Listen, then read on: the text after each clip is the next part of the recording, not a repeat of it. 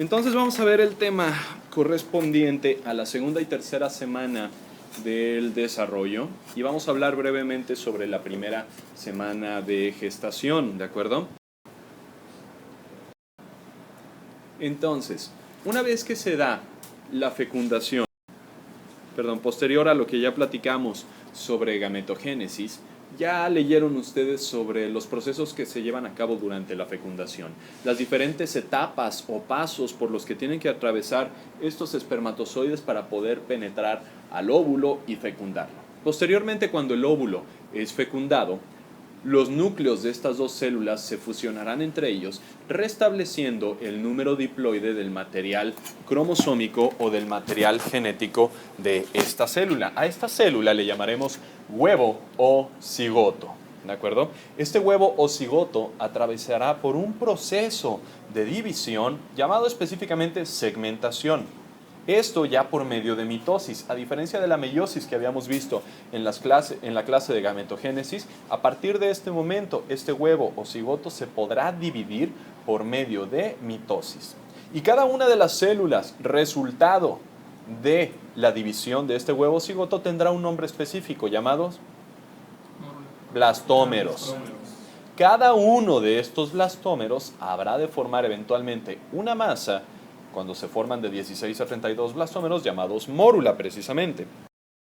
Aquí ustedes podrán observar este proceso, como de un óvulo al ser fecundado se llamará huevo o cigoto, y este huevo o cigoto atraviesa un proceso de segmentación donde cada una de estas células que ustedes observan aquí se llamará blastómero. Este blastómero eventualmente, cuando forma de 16 a 32 aproximadamente blastómeros, cambia su nombre y se llamará mórula. Mórula, precisamente por sus características, como ustedes pueden observar, precisamente parece como una morita, ¿cierto o no?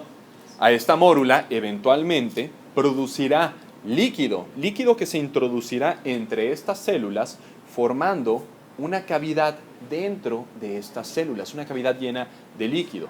Es entonces que esta mórula cambia su nombre a blastocisto o blastocito. Recuerden ustedes, si ya compraron su diccionario de etimologías, si ya lo leyeron, ya lo memorizaron, recordarán que cisto significa, ¿cómo? Cisto, no cito. Cisto es como vejiga. Cisto precisamente es como una vejiga, una cavidad llena de líquido. Por eso cuando ustedes tienen alguna infección urinaria, se les dice cistitis, ¿de acuerdo? Porque es una infección de la orina a nivel de la vejiga. Precisamente como esta cavidad, como estas células formaron una cavidad llena de líquido, su nombre cambia a blastocisto o blastocito. Cualquiera de los dos es correcto, ¿de acuerdo? Aquí lo que podemos observar es precisamente una mórula. Fíjense cómo cada uno de estos blastómeros se organizan, se agrupan entre sí para formar esta estructura, una mórula de 16 a 32 blastómeros aproximadamente, dentro de los cuales se formará una cavidad llena de líquido y cambiará su nombre entonces a blastocisto. Estas imágenes se las pongo para que vean precisamente la progresión de la división celular, la formación del blastocisto y cómo este blastocisto eventualmente fue fecundado el ovocito. ¿En qué región? Específicamente en la región ampular o en la ampolla de las trompas de Falopio. De aquí es transportado, una vez fecundado, hacia el útero como tal. ¿Sí? Aunque las trompas de Falopio forman parte del útero, estamos nosotros hablando del cuerpo del útero. Y a nivel del cuerpo del útero, este se va a implantar en la pared del útero, específicamente en la pared que habíamos visto que se llama endometrio, que es la capa más interna de este útero, ¿sí? Fíjense cómo el blastocito se va a introducir en esta capa, en este endometrio. Y dentro de este endometrio va a empezar a desarrollarse para eventualmente dar origen a todos los tejidos que los formarán a ustedes y a los tejidos de sostén entre ustedes y su madre, que son la placenta, por ejemplo. ¿De acuerdo? ¿Cuándo sucede esto? ¿Cuándo se da la implantación? Aproximadamente en el 7º día de fecundación, aproximadamente, o de gestación, en la primera semana.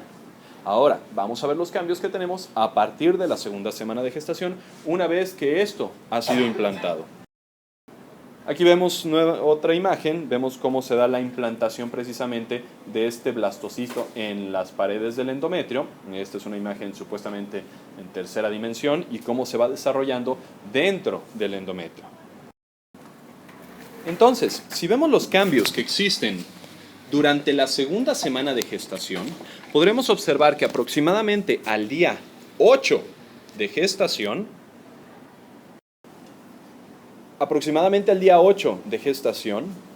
el blastocisto ya se ha implantado de forma completa en el endometrio materno. Y a su vez, a esta altura, podemos dividirlo en dos grandes porciones. Una porción o masa celular interna y una masa celular externa que rodea a esta masa celular interna. Y vean cómo aquí tenemos a la cavidad llena de líquido, ¿de acuerdo? Esta masa celular interna se le llama embrioblasto. Dará origen eventualmente a todos sus tejidos y por ende a todos sus órganos, por ende a todos sus sistemas y por ende a su organismo, ¿de acuerdo? Y la masa celular externa funcionará como un tejido o dará origen, a los tejidos que los mantienen en contacto a las paredes uterinas, por ejemplo la placenta, por ejemplo el corion. ¿Sí? Bueno, veremos entonces que este trofoblasto dará o se dividirá, en dos grandes capas. Una capa que rodea inmediatamente al embrioblasto llamada citotrofoblasto y una capa que se introduce al endometrio llamada sincitotrofoblasto. Es muy fácil identificar el cito del sincitotrofoblasto. ¿Por qué? Precisamente el sincitotrofoblasto se llama así porque las células que forman al sincitotrofoblasto no se encuentran bien definidas.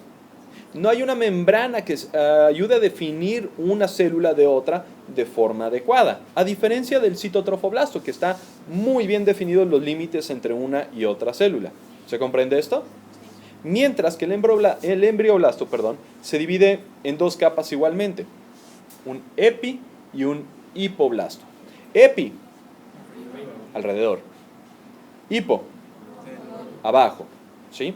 Entonces, es muy fácil identificar estas estructuras. Fíjense cómo el epiblasto está relacionado con esta pequeña cavidad que ustedes ven aquí. Esta es la cavidad amniótica. Mientras que el hipoblasto está relacionado con esta otra cavidad, la cavidad del blastocito. Ustedes dicen, pero ¿cómo una cavidad tan pequeña va a formar a la cavidad amniótica, al líquido amniótico que ustedes conocen, que es prácticamente todo lo que rodea al embrión y al feto, ¿cierto? Pues veremos eventualmente cómo esta cavidad va a ir creciendo con los diferentes cambios que tenga el embrioblasto, ¿de acuerdo? Ahorita quédense con esta clasificación. Al día 9, un día después de lo que acabamos de ver, fíjense cómo el blastocisto, está inmerso ya en el endometrio materno. ¿Cómo se tuvo que introducir este blastocisto? Formando una herida en el endometrio.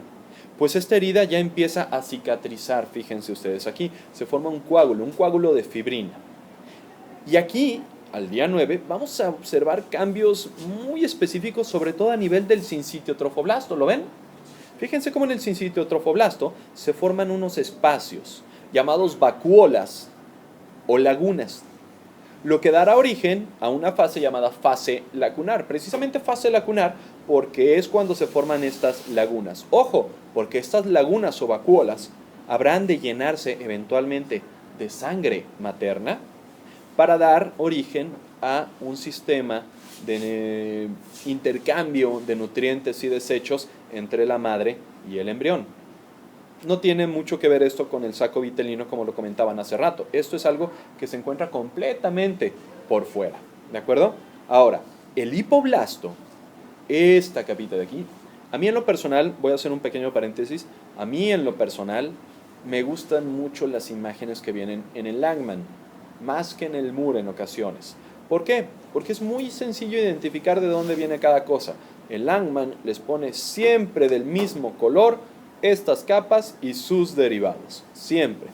De tal manera que siempre van a ver de color amarillo los derivados del hipoblasto, siempre van a ver de color azul los derivados del epiblasto y eventualmente de rojo los del mesodermo. ¿Sí? Cualquiera de los dos libros es excelente, es muy bueno. Ya saben que ustedes pueden consultar cualquiera de los dos y me parece mejor que tengamos aquí variedad de bibliografías pues para tener diferentes puntos de vista, ¿de acuerdo?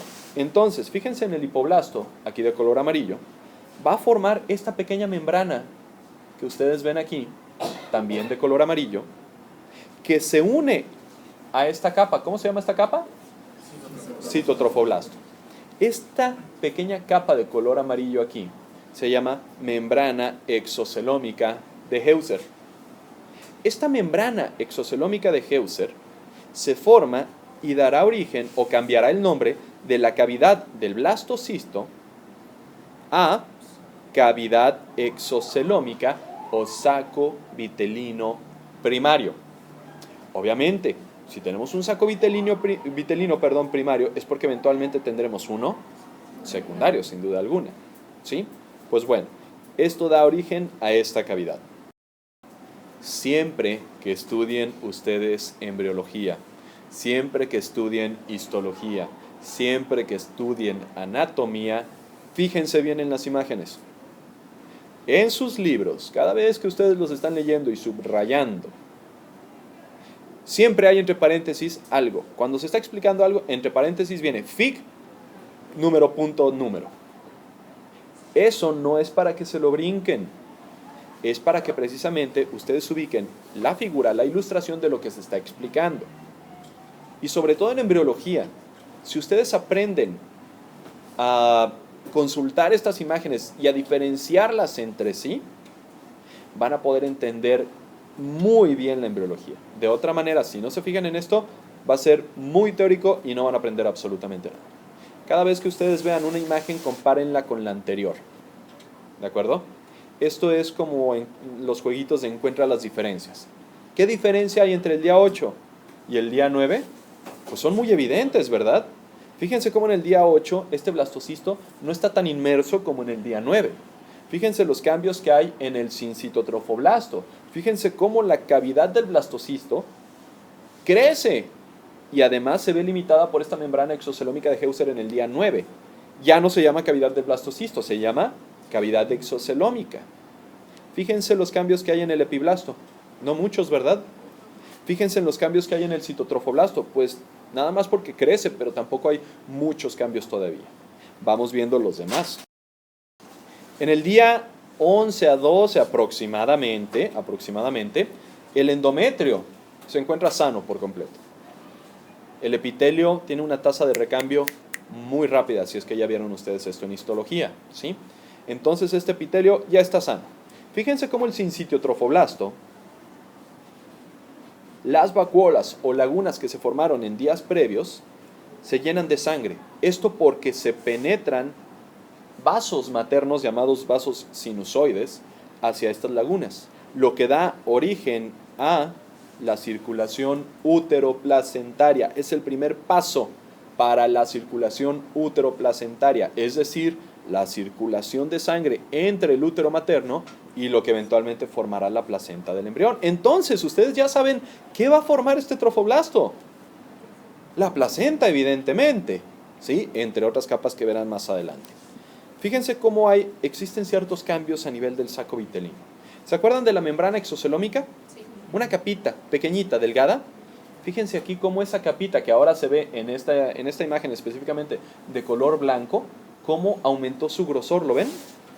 Pero además de que aumenta su grosor este mesodermo exocelómico, extraembrionario, lo que ustedes quieran, se forman una serie de cavidades dentro de él. ¿Las alcanzan a observar?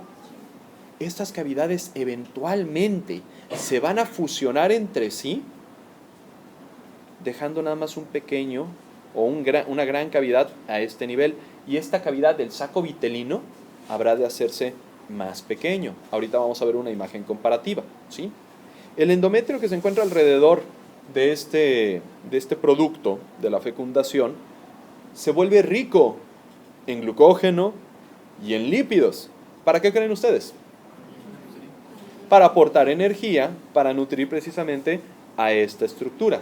Y se edematiza además este endometrio. Cuando nosotros hablamos de edema, es que se llena, por así decirlo, o existe extravasación, se le llama así cuando sale líquido de los vasos, arterias y venas y se queda en el espacio intersticial, es decir, entre los tejidos o entre las células, ¿sí? Lo que ustedes conocen como inflamación no es inflamación, es edema, ¿de acuerdo? Líquido, un chipote es edema, ¿estamos? Entonces lo mismo sucede aquí, se edematiza este endometrio, ¿sí? Cuando esto sucede, cuando este endometrio se edematiza y se vuelve rico en glucógeno y lípidos, a este endometrio se le llama decidua basal, por lo que a esta fase se le llama fase decidual. Entonces, observen ustedes las diferencias entre estos días. Fíjense cómo aproximadamente al día 9, volvemos a lo mismo, la membrana exocelómica aquí delgadita, en el día 11, 12 se hace de un mayor grosor, ¿la ven? Además, esta se va a llenar de estas pequeñas cavidades, lo cual va a limitar el espacio del saco vitelino primario. Fíjense además los cambios que existen en el sincito trofoblasto, donde las lagunas se llenan de sangre. Al día 13 aproximadamente, en este día, fíjense cómo células del citotrofoblasto invaden ¿a quién? Al sincito, ¿verdad? Fíjense cómo estas células empiezan a invadir el sincito trofoblasto. Cuando estas células del citotrofoblasto empiezan a invadir, fíjense la forma que adquieren.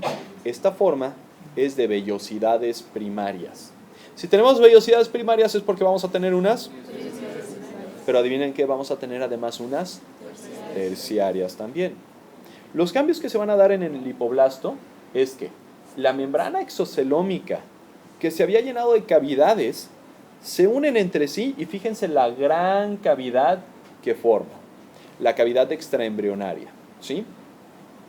Que convierte al saco vitelino primario, que antes era muy grande, lo comprime, lo hace muy pequeño y este saco vitelino se llamará ahora saco vitelino secundario.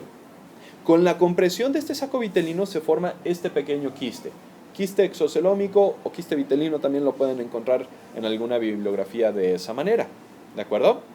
Ahora, la cavidad que se forma a este nivel, la cavidad extraembrionaria o cavidad coriónica, va a fijarse, por así decirlo, a todo el citotrofoblasto, pero permanecerá a este nivel una pequeña capa de este mesodermo extraembrionario que formará al pedículo de fijación. Este pedículo de fijación mantiene unido al embrioblasto con el resto del trofoblasto. Y este pedículo de fijación formará eventualmente el cordón umbilical. Observen ustedes las diferencias entre el día 11, 12 y el día 13. Fíjense cómo todas estas cavidades del mesodermo extraembrionario se fusionan para formar una sola cavidad, la cavidad extraembrionaria o coriónica. Fíjense cómo el saco vitelino primario se comprime para formar el saco vitelino secundario, mientras todo lo que está alrededor sigue creciendo, se sigue expandiendo. ¿Estamos? Fíjense cómo se forman las vellosidades primarias a este nivel. ¿Se comprende cómo las cavidades de este mesodermo extraembrionario se fusionan para formar la cavidad extraembrionaria? Muy bien. Eso sucede durante la segunda semana de gestación. Si ustedes se fijan, durante la segunda semana de gestación hay cambios muy notorios a nivel del trofoblasto y cambios que podemos encontrar a nivel de las cavidades. No hay cambios muy concretos en sí, en el epi y en el hipoblasto. Eso sucede sobre todo en la tercera semana de gestación. La tercera semana de gestación también es conocida como etapa de gastrulación. Esta tiene la particularidad de que es la semana en que se van a formar las 3 capas germinales que darán origen a cada uno de sus tejidos: ecto, meso y endodermo. En la clase próxima veremos precisamente los derivados de cada uno, ¿de acuerdo? La tercera semana de gestación también se le conoce como tercera del disco germinativo trilaminar, precisamente porque se forman estas 3 láminas. Entonces, por ende, por lógica y conclusión, ¿cómo se le llamará también a la segunda semana de gestación? Bilaminar. Del disco embrionario bilaminar, porque solamente hay 2 capas, epi e hipoblasto. Mientras que en la tercera semana, a partir del epi y del hipoblasto, se formará la tercera capa, la intermedia, y todas las capas cambiarán su nombre. ¿Cómo inicia esto? Bueno, imagínense ustedes que nosotros a esta altura del embrioblasto, lo observamos desde acá arriba. ¿Sí alcanzaban a ver la flecha? Ok. Entonces, si lo observamos desde arriba, vamos a poder observar esta estructura con forma de papaya, ¿sí? Esta estructura con forma de papaya es el epiblasto. Fíjense, de color azul, ¿verdad? Ah, pues ahí está nuevamente, de color azul. A nivel del epiblasto, este proceso se iniciará con la formación de una estructura, la línea primitiva. La línea primitiva es una depresión, por así decirlo, una incisión, por así decirlo, de este epiblasto, que formará eventualmente, obviamente, si se forma una línea, un pequeño surco. Y en uno de sus extremos, aquí lo podrán observar, se encontrará un nódulo. Un nódulo es cualquier elevación. Ustedes tienen muchos nódulos, muchos, ¿sí? Hasta sus espinillas son nódulos, ¿de acuerdo? Este nódulo tiene en el centro una pequeña fosa. Imagínense ustedes este nódulo como un volcán. Si lo vemos nosotros de esta manera, si lo vemos de ladito, vamos a poder ver esta elevación. Pero esta elevación tiene una fosa, ¿cierto? Este nódulo y esta fosa se continúan con la línea primitiva a este nivel. ¿Qué va a suceder con esta línea primitiva? ¿O para qué nos sirve? Precisamente, si hacemos un corte transversal a nivel del embrioblasto, vamos a poder observar la línea primitiva y el nódulo. ¿Se comprende esta imagen? ¿Sí? Observen ustedes, y la estructura que veíamos, como la papaya, con su línea primitiva y el nódulo primitivo, imaginen ustedes que le hacemos un corte más o menos a este nivel. Y ahora la observamos desde abajo, ¿sí? Lo que vamos a poder observar aquí son la capa del epiblasto y la capa del hipoblasto. Aquí está la línea primitiva, a este nivel. Y aquí alcanzamos a observar el nódulo con su fosita. ¿Qué es lo que va a suceder aquí? Pues bueno, una vez que se forma esta línea primitiva, células del epiblasto van a migrar por medio de esta línea, este surco, hacia el hipoblasto. ¿De acuerdo? A este nivel, estas células que migraron desde el epiblasto invaginan, es decir, se introducen entre estas dos capas, formando una tercera que se encuentra entre las dos previas. Una tercera capa entre el epi y el hipoblasto. Esta capa se llama mesodermo. Entonces, todas estas capas cambian su nombre. Cambian su nombre. De ser epiblasto se llama ectodermo. De ser hipoblasto se llama endodermo. Y esta nueva se llamará mesodermo. Volvemos a ver esta imagen de el epiblasto desde arriba. Y vamos a ver que la invaginación de células del epiblasto a través de la línea primitiva se va a dar sobre todo en sentido craneal y lateral. ¿A qué nos referimos con esto? Las células inicialmente del epiblasto, cuando se invaginan y migran dentro de este surco para formar la tercera capa, el mesodermo, se van a orientar inicialmente en sentido craneal y lateral. Por eso ustedes observan esta estructura con un desarrollo mayor en este sentido superior que en el sentido inferior. Por eso es que se forman primero las tres capas aquí en sentido craneal y posteriormente en sentido caudal. ¿De acuerdo? Esto tiene mucha relación precisamente con la formación de todos sus órganos y tejidos en su organismo. Precisamente todo se forma, por así decirlo, inicialmente en sentido craneal y poco a poco, conforme va pasando el tiempo, en sentido caudal, ¿sí? Sus extremidades superiores se forman 2 días antes que las inferiores. Su cabeza, su desarrollo es muchísimo más temprano, por ejemplo, que sus pies, ¿sí? Por eso, los embriones, los fetos, los recién nacidos, tienen una cabeza en proporción grande con relación a su cuerpo, ¿sí? Posteriormente, e inclusive durante el desarrollo postnatal, se irá desarrollando el resto de las estructuras, ¿Se comprende esto?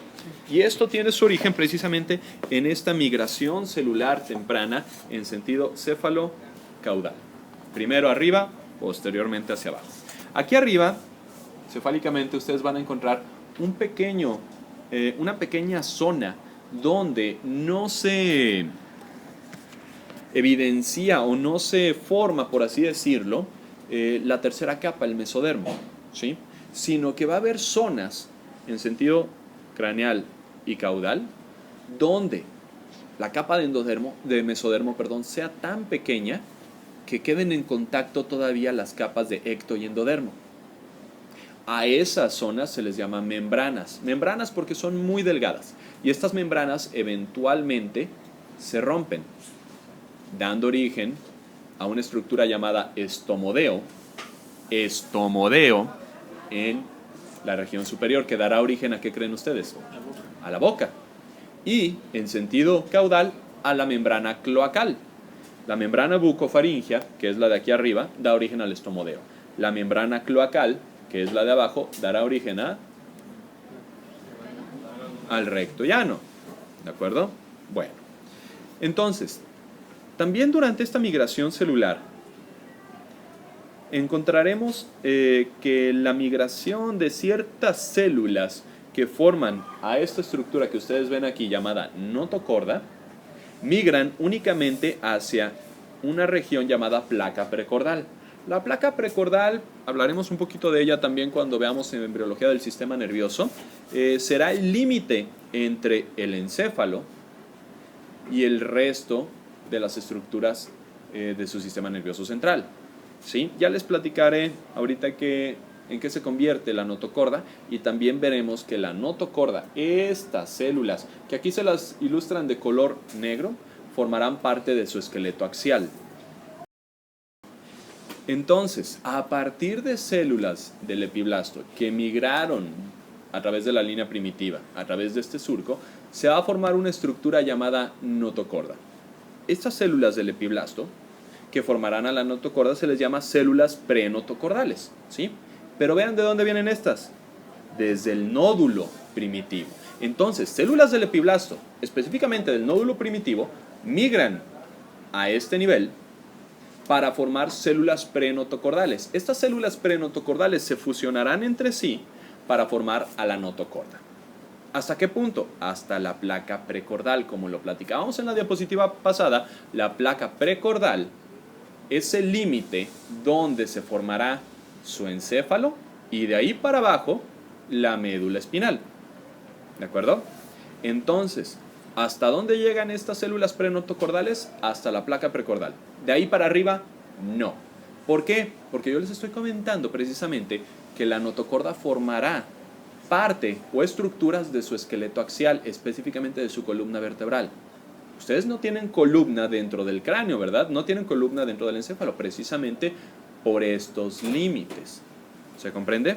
Ahora, fíjense precisamente aquí en esta imagen, verán, nuevamente en un corte transversal de la papaya que veíamos hace rato, ustedes podrán observar a la notocorda. Fíjense cómo la notocorda es un tubo de células, ¿sí? Cuando veamos embriología esquelética, verán qué forma esta notocorda. Ahora, vean cómo esta notocorda está fusionada inicialmente al hipoblasto, llamado también ahora ya endodermo, ¿sí? Formando una placa llamada placa notocordal. Pero esta notocorda y este endodermo se separan, ¿sí? Dando origen como tal a la notocorda. ¿De acuerdo?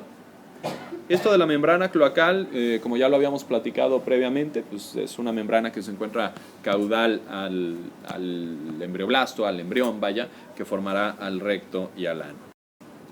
Como ya comentábamos entonces, el crecimiento o el desarrollo de este disco, de este embrión, va a ser en sentido cefalocaudal, precisamente por la migración de células desde la línea primitiva en sentido cefálico y lateral, y posteriormente en sentido caudal. Bueno, y esto continuará todavía hasta el final de la 4ª semana de gestación. Durante este periodo, la línea primitiva, el nódulo y la fosita desaparecen. ¿De acuerdo? Desaparecen y las células que formaron a estas 3 capas germinales habrán de diferenciarse a partir de la mitad de la tercera y la 4ª semana de gestación, de ahí en adelante, hasta la 8ª semana de gestación. Entonces, de la 3ª a la 8ª semana de gestación, o de la mitad de la 3ª prácticamente a la 8ª semana de gestación, es a lo que se le conoce como periodo embrionario. Cómo estas 3 capas van a formar cada uno de sus tejidos. A partir de la 8ª semana de gestación y hasta el nacimiento, en el periodo fetal, los tejidos que ya se formaron, los órganos que ya se formaron, se desarrollarán. Sin embargo, no son los únicos cambios que encontramos en la 3ª semana de gestación. En la 3ª semana de gestación también vamos a encontrar cambios a nivel del trofoblasto. ¿Recuerdan las vellosidades primarias? Bueno, las vellosidades primarias crecen, aumentan su tamaño todavía un poco más, desde el mesodermo extraembrionario que teníamos acá hasta la decidua basal. Una vez que alcanzan la decidua basal, forman vellosidades secundarias, ¿de acuerdo? Estas vellosidades secundarias, como pueden observar acá, se diferenciarán eventualmente en vasos sanguíneos y en células sanguíneas. Los vasos sanguíneos que se forman a partir de las células del trofoblasto y del embrioblasto se forman a partir de un proceso llamado vasculogénesis, diferente a lo que ustedes pueden formar ahorita, que se llama angiogénesis. ¿Qué diferencia hay entre vasculogénesis y angiogénesis? Vasculogénesis es la formación de vasos a partir de células. La angiogénesis es la formación de vasos a partir de vasos ya formados. Si ustedes cortan un vaso suyo, pueden formar muchos otros vasos por la diferenciación celular. Sin embargo, ¿dónde estaban los vasos aquí antes? En ningún lado. Se forman a partir de células muy especializadas que, por medio, del proceso vasculogénesis. ¿De acuerdo? Esto, una vez que estas vellosidades secundarias se diferencian, formarán vellosidades terciarias. Aquí pueden observar los cambios que tenemos a nivel del citotrofoblasto, que como ya platicábamos, penetra el endometrio, forma una cubierta externa que dará origen a la placenta, y la cavidad extraembrionaria, también llamada cavidad coriónica, aumenta todavía más su tamaño y permite únicamente la fijación del embrioblasto a las capas externas por medio del pedículo de fijación, que formará el cordón umbilical, como ya lo habíamos comentado.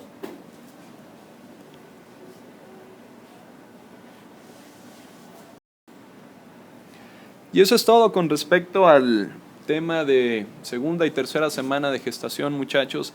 Si alguien tiene una duda, por favor háganmelo saber a través de los diferentes medios, redes sociales o nuestras clases o en pasillo. Muchas gracias.